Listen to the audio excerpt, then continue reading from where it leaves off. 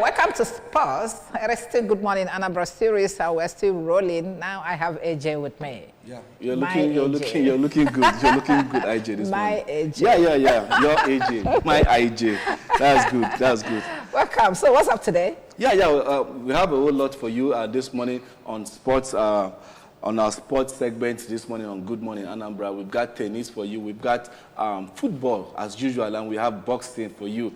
And we have a whole lot. But then, the Australia Open is ongoing right now, and I can even tell you that for good, it's the first time that we are having the prize money that has been increased in Australia Open. And then we have Naomi Osaka that is saying that, two-time champion, she's saying that she's actually ready and back for the action of the Australia Open. She had gained a little revenge after producing a striking fight back to beat Karolina Muchova and reach the Australia Open third round. Two-time Australia Open champion Osaka lost to the Czech in straight sets at last year's US Open, but came back from a set down in Melbourne to win 1-6, 6-1 and 6-3. It's also the first time Osaka has reached a Grand Slam third round since returning from maternity leave last year. Yeah, still talking about the Australia Open. Let us tell you that Novak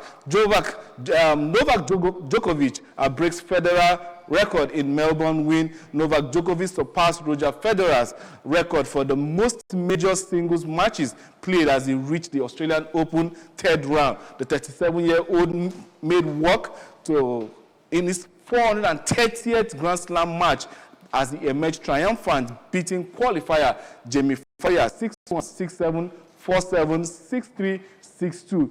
The win gave Djokovic sole ownership of the all-time record for the most Grand Slam matches played among men and women. This takes him past former rival Federer, who played his last major match at Wimbledon in 2021. Well, the big boys are in Australia right now, slamming it, and the man that you have is pictured there on the screen talking about Novak Djokovic is one of the greatest of this game. And talking about the Australia Open, the prize money, like I said earlier on, has been increased. The prize money has been increased. The total amount of prize money on offer at Melbourne Park will be £4 million, an increase of nearly 12%. As compared to last year's event, and the prize money increase in every round, which is very, very interesting. So each round, there's an increase in what you take home. So players that are starting right from the very, very beginning, the qualifiers, would be earning money increased from what they earned last time. And the men's and women's single champions will each take home £1.7 million. That's what is available for those that will be crowned champions come the end of the tournament. And world number one, talking about Sabalenka, will attempt to become the first woman since Martina Hingis in 1997 to win 3 consecutive Australia Open. Wow, that's some feat if she can actually achieve that. And we very much wish her the very best in all that she is doing out there, because sincerely speaking, it's not been an easy one. Talking about reaching that feat Martina Hingis achieved way back in 1997. If not for injury, we probably would have seen the very best of that young Swiss lady, because she was really glorious at her own time. And Jan Sinner is the current defending champion. Let us get to see if he will definitely, probably add this one to his laurels that he has been gathering, the young Italian. And then Novak Djokovic is there, someone that has won the Australia Open 10 times, is there, even breaking records at 37 years old, wanting to do more in order to probably etch his name in the history of time. And quickly, let's go to the next story we have for you this morning, and let's move a little bit away from tennis and then delve into the world of soccer. But then a whole lot seems to have been happening in the world of soccer. Matches are being played week in, week out, and then we are still in January. The transfer window is very much alive, and players are looking out to shore to probably get better deals elsewhere. Players are wanting better pay packages, getting to a club that will guarantee them European football, where success is out there on the off free, and a lot of club sides are looking to, better their league position, and let's see how we will go on there. And we still have an issue with Mo Salah, talking about the legend in Liverpool. His contract is ending by the end of this season, and Liverpool doesn't seem to want to do deal yet. I really don't understand why. Probably because of their contracts and their policy. Once the player clocks 32 years, they find it very difficult to give the player more than a year contract. But you don't do that kind of a thing with somebody in the likes of, in the mode of Mo Salah, because this man seems to be delivering on all odds. Currently, he's the highest goal scorer in the Premier League, having played 20 matches, though Liverpool still has an outstanding match to go with 18 goals. And we have Erling Haaland with 16 goals and Alexander Isak, 15 goals, 2 scored yesterday. Cole Palmer of Chelsea is on 14 goals. And you have Brian Mbeumo with 13 goals and Chris Wood of Nottingham Forest that are very much punching above their weight category. Still talking about transfer issues, we'll bring you up to speed with some transfer news that we have for you this lovely Thursday morning. I'm telling you that in the Premier League, we have Chelsea will entertain any club side that can shelve 65 million if they want their striker, talking about Christopher Nkunku, who has interest from Bayern Munich, with the French international reportedly unhappy at Stamford Bridge. Arsenal are in advanced talks to sign Real Sociedad and Spain midfielder, talking about Martin Zubimendi, who the 25-year-old in the 51 million summer deal. Marcus Rashford, this young man has been making a storm in Manchester United, talking about where he wants to end up, that is not in the plans of the current manager, talking about the second special one. Talking about Ruben Amorim.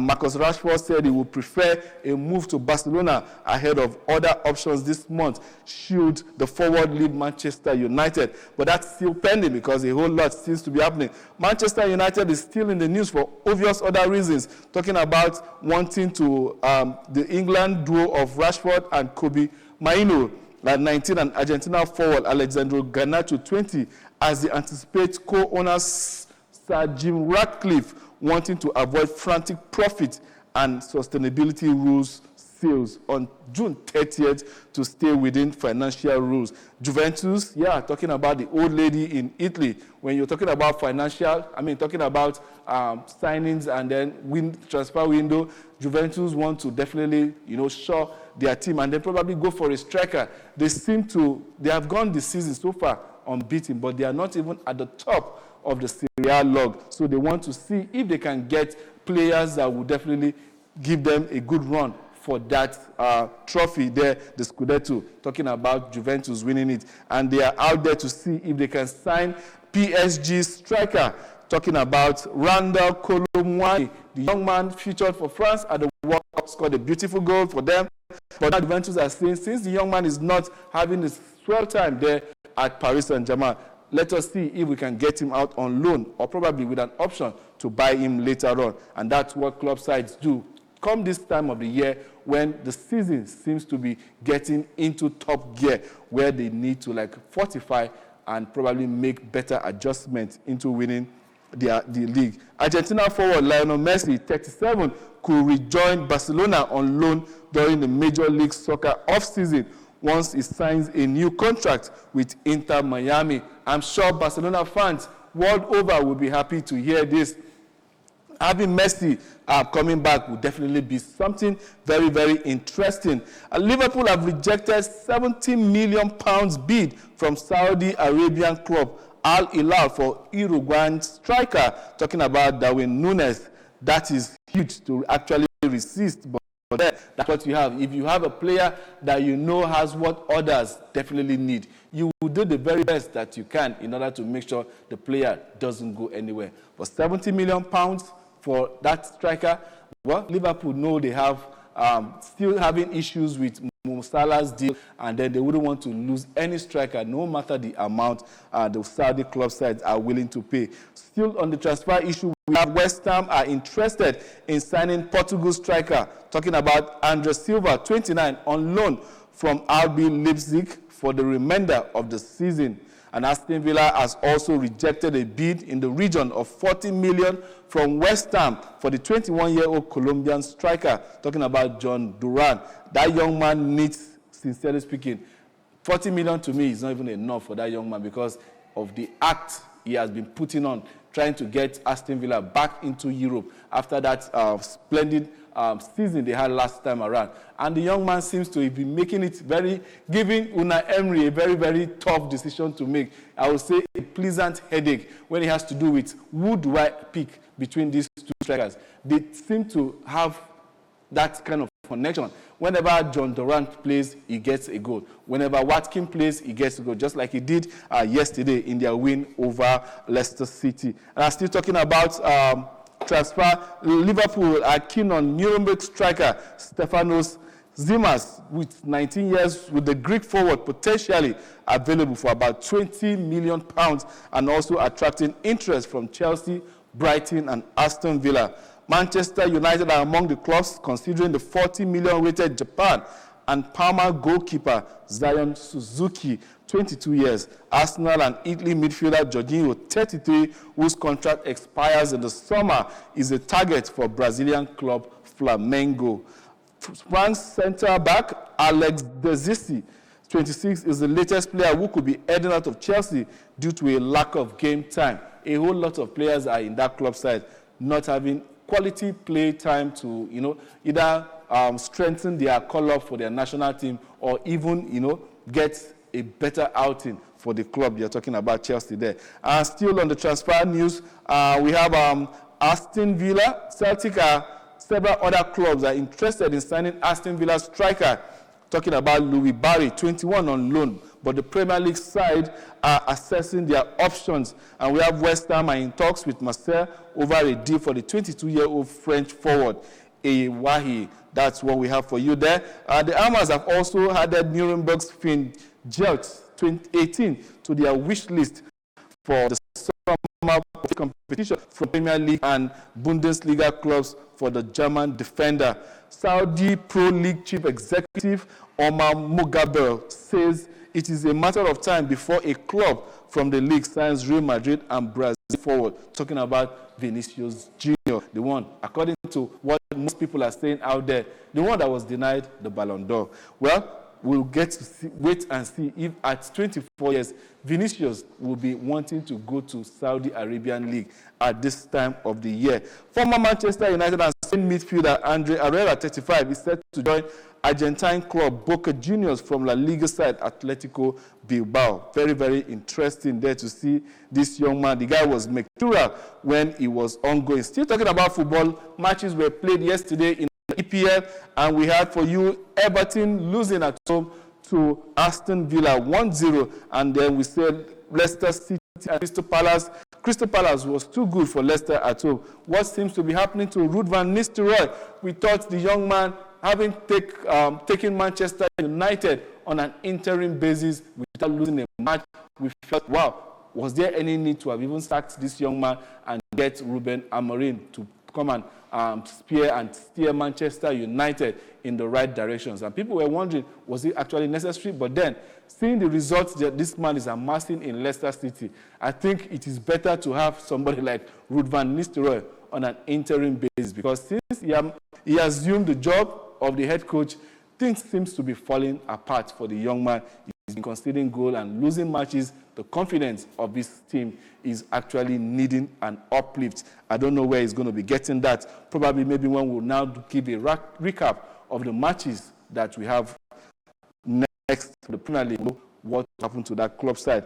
And the team in red hot form in the Premier League did it again yesterday, talking about Newcastle United. And who else was grabbing the headlines? None other than Isak, the Swedish guy that seems to know the location of the goalpost. This guy does it week in, week out. And he has gone on 8 consecutive scoring spree from Newcastle United, the first player to have achieved that for the club side. And Arsenal were too good for their rivals, talking about Tottenham in the North London derby, where they were too good for Tottenham by winning 2-1 in that game. We'll still come back and talk about football, but before then, let's just give you a little bit update in the world of boxing to tell you that Tyson Fury, the 36-year-old British heavyweight boxer, says he's calling it quits, he's getting his gloves. Well, people are suggesting, don't you think this is rather too early, just because months ago you lost your fight with Alexander Usyk and you're calling it quits? The young man says it's enough.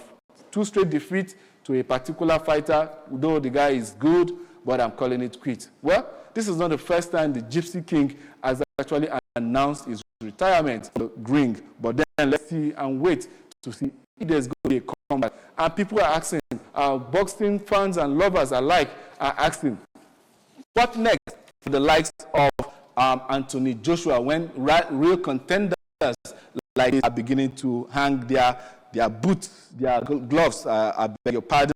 But then, in the world of boxing, you never can say. Some sports entertainer who definitely can come from anywhere and decide, let us give this man a good run for his money there.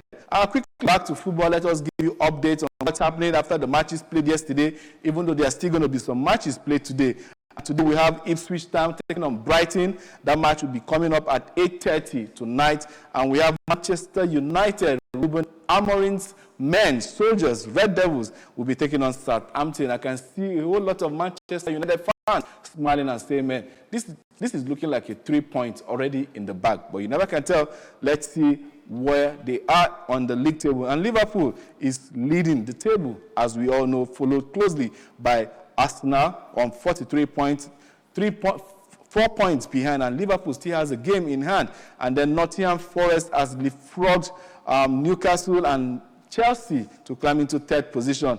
And Newcastle is on 4th position with 38 points after that their splendid run of wins in recent times. Chelsea has dropped to 5th position on 35 points, 3 points from 15 in their last 5 matches, and that's not good, looking too good for the Blues. And then Man City, Man City dropped it again this time around when they couldn't find their way around Brentford in their last match. And then we have Aston Villa with the win against Everton, propelling them into 7th position on 35 points. And Bournemouth, even though they had to regrettably say, let us manage the 2-2 draw against Chelsea, even though it was at Stamford Bridge. And then Fulham losing their match the other day, and then they are 9th position.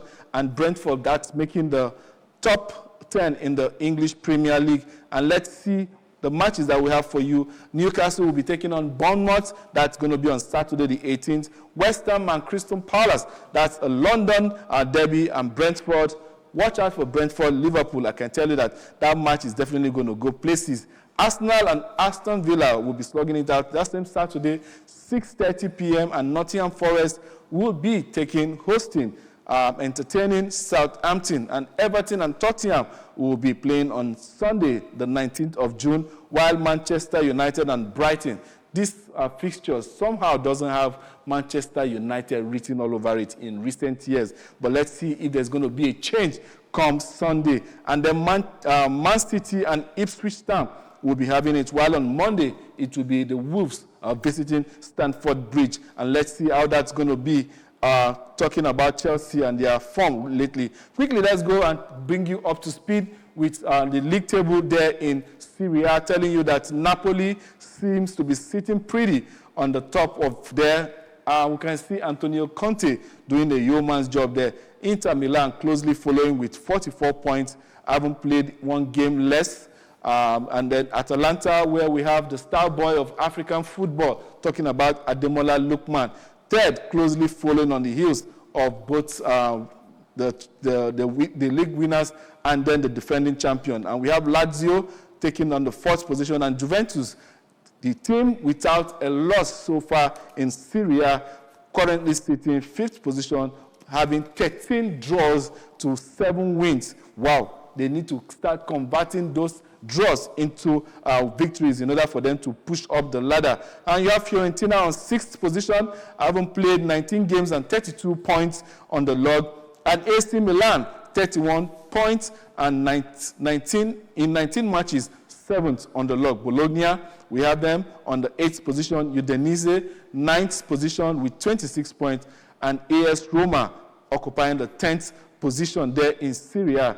Quickly, let's give you the league standings there in La Liga, telling you that in La Liga, that league seems to have this tussle when you talk about the big three, while other leagues are having just two, talking about the Bundesliga. But La Liga seems to have the big three, and the big three is the Atletico Madrid, Real Madrid, and Barcelona, and that's how they sit on the log table. But then, a lot can still happen in La Liga because there is no consistency amongst these three top teams until we begin to see one totally pulling out. But then Barcelona seems to be a little bit caught adrift because they are 6 points behind Atletico Madrid, who sits top of the league, while Real Madrid is 1 point behind Atletico Madrid with 43 points, while Barcelona is a distant third, 38 points. Athletic Club Bilbao is 36 points on the log, and we have Villarreal 30 points, 6 points adrift of the Champions League last spot, and we have Mallorca 30 points, and on 6th position we have Real Sociedad 28 points after 19 games, and we have Girona not having it really rosy in the Champions League. They are wallowing there on the 8th position. This was a team that was punching way above their weight category last time around, but this time they seem to be having it very, very difficult, trying to combine Champions League football and then manage their league, and that's why they are probably still struggling there. Rayo Vallecano, 9th position, and we have Real Betis, and talking about the top 10 in the Spanish La Liga. A lot still can happen in those leagues. But then let us just wrap up with giving you updates on what we have on the German Bundesliga. That is the league where at the beginning of the season when this young man, well, you'll say a greenhorn in the person of Vincent Kompany was appointed the manager of Bayern Munich. People were screaming and saying, wow, Blue Mother, what experience does he have in order to take care of a club side like the biggest club in Germany, talking about Bayern Munich. But then the guy is really doing a yeoman's job there, sitting pretty at the top of the German Bundesliga, bringing even the team that went unbeaten last time around, talking about Bayern Leverkusen under the tutelage of Alonso. Bayern Munich sits pretty, 42 points, 17 matches played, and with 53 goal difference, that is massive. And Leverkusen closely behind with having 38 points, 17 matches played. Both sides have lost 1 game apiece. And Eintracht Frankfurt, 17 matches played, 33 points on the log. And we have RB Leipzig, 30 points, 17 games played. And then we have Stuttgart, 5th on the log, 29 points. And then we have Mainz, who is 6 points, who is 6th on the log, 28 points. And 8 matches. Wolfsburg, 7th on the league table, 27 points. FC Freiburg, 27 points on the 8th position. And Werder Bremen, 26 points. And 10th, oh my, that's talking about Borussia Dortmund, defending, well, let's say finalist, last Champions League, sitting 10th position on that log. And that's how we'll be calling it a wrap on this day's sports blitz that we'll be bringing to you every Thursday, Sports Splash on ABS, keeping you up to date with sporting activities world over. My name is Ajiluchukwu Okabwe. You can call me AJ Blitz for the sporting lovers out there. Definitely, tomorrow we'll definitely get to do it again. Next week, you'll definitely see my face again. Bye for now. Thanks for joining us.